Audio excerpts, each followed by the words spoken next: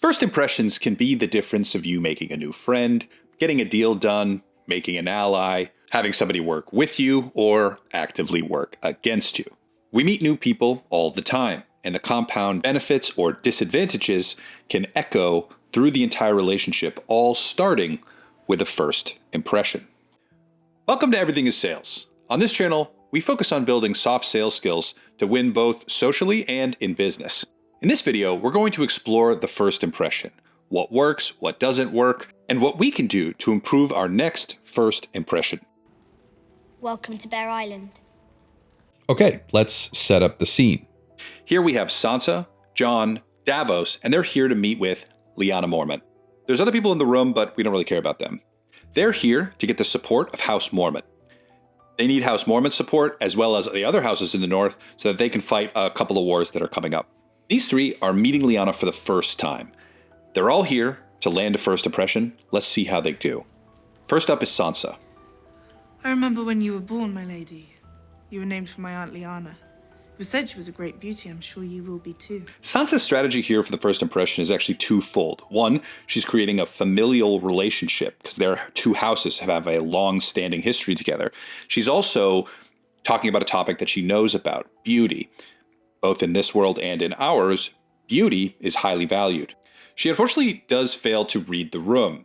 The way Lyanna is dressed in this scene, it doesn't indicate she's into that kind of thing. And when you touch on a topic that your audience doesn't like, you get this response. I doubt it. My mother wasn't a great beauty or any other kind of beauty. She was a great warrior, though. She died fighting for your brother, Robb. Swing and a miss for Sansa. Now, this is also unfortunate to hear.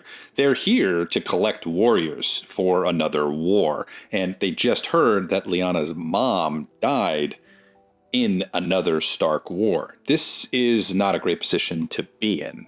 But one of the great things about social conversation is that you can kind of move through what would sometimes be a blunder or an issue pretty quickly just by switching up the topic, or in this case, who's talking.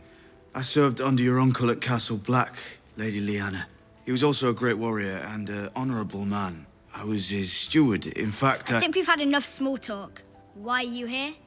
Jon, like Sansa, tries to make a connection between their two families, but he's talking about how he served under her uncle, how he was a steward. Imagine if somebody knocked on your door and tried to just tell you a story about themselves. This is not that interesting. Lyanna has no reason to care. Jon blew his opportunity to find common ground, and now he has to present the reason he's there without actually having any rapport. It's a bit of an uphill battle.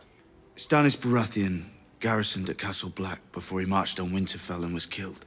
He showed me the letter you wrote to him when he petitioned for men. It said... I remember what it said. Bear Island knows no king but the king in the north, whose name is Stark. Good. This is good. This is good. She had the opportunity to support another king, but instead decided to reaffirm her loyalty to House Stark. This is a great place to be. Robb is gone, but House Stark is not. And it needs your support now more than ever. I've come with my sister to ask for House Mormont's allegiance.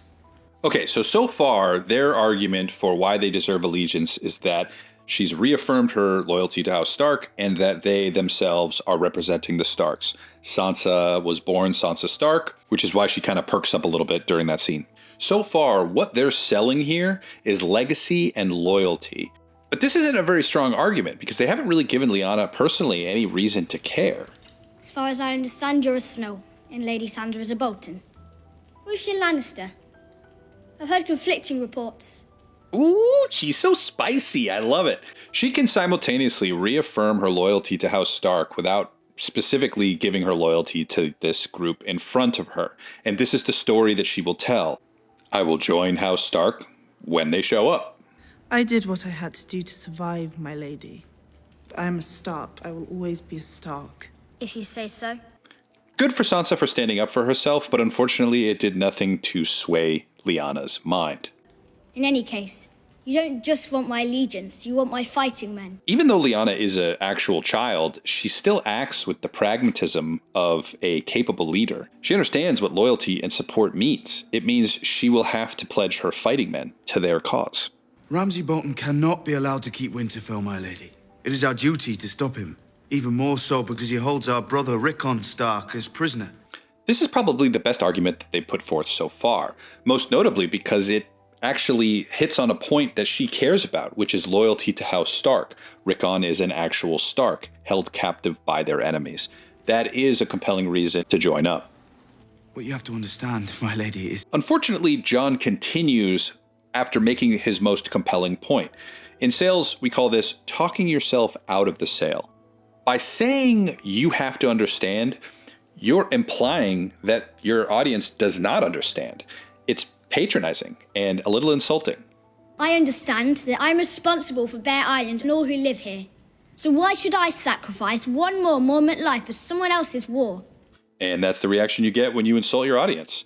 So let's recap the first impressions that we've seen so far. Sansa comes in, fails to read the room, and tries to have a conversation about beauty, even though that's something Lyanna doesn't really care about, much more valuing warriors. Imagine if she just asked one question. How much better could that conversation have been? Then Jon comes in, telling a story so boring he gets interrupted, and then without any rapport, he tries to sell Lyanna on loyalty and legacy. So both of these are very obviously bad first impressions. They're left with a question that they're just plainly stumped by. This is actually rather generous of Lyanna. She's giving them the exact objection, the very question that needs to be answered in order for her to provide her loyalty. Enter Davos. If it please, my lady. I understand how you feel. This is a strong start for two reasons. By saying, If it please, my lady. what he's implying is that if it doesn't please, I'm not going to continue. This is a very polite way to enter a conversation. It's almost like asking for permission. And second, he's making the conversation actually about her. This is the first time in this discussion where we're actually addressing how Lyanna feels about something. I don't know you, sir. Davos, my lady of House Seaworth. You needn't ask your maester about my house. It's rather new. This is a rather small point, but something that Davos has observed in this conversation so far is her appreciation for brevity. Davos understands that Lyanna likes to get to the point, but he is still waiting for her permission to continue. All right, Sir Davos of House Seaworth. How is it you understand how I feel? You never thought you'd find yourself in your position. Being responsible for so many lives at such a young age. Now, this might feel like he's making a bet in this conversation. Like he bets that's what she cares about. However, she explicitly told us that's what she cares about. In this conversation, she said a few things, and one of the things was, I understand that I'm responsible for Bear Island and all who live here. this is one of the benefits of speaking last. You are able to observe and listen and let people tell you who they are. Most people will if you listen. So when Davos says this, Being responsible for so many lives at such a young age. it's not a bet. It's an observation. And he goes on. I never thought I'd be in my position. I was a crabber's son, then I was a smuggler. And now I find myself addressing the lady of a great house in time of war. This is brilliant. There isn't an ounce of fat on that statement. Here he is finding common ground. He used to be lowborn, she's a kid, but that's not really what's important right now. What's important right now is this moment, and he brings it back to that moment, also adding a little bit of respect and flattery by calling her house great. But I'm here because this isn't someone else's war. It's our war. He then makes sure not to lose the plot. He brings the conversation back to her original question, which is, why should I join you? He also does what Jon should have done, which is take a pause. This will help him identify if he's on the right track or if he needs to change direction. Go on, Sir Davos. We got to acknowledge this look from Sansa real quick. She's observing Davos being successful where she was not. This is not a great thing to put on display when you're all on the same team. Your uncle, Lord Commander Mormont, made that man his steward. He chose Jon to be his successor because he knew he had the courage to do what was right, even if it meant giving his life. Having common ground really buys you a lot. It allows you to get a little bit more into the conversation. He tells almost the exact same story Jon was about to tell, but got interrupted because there was no common ground.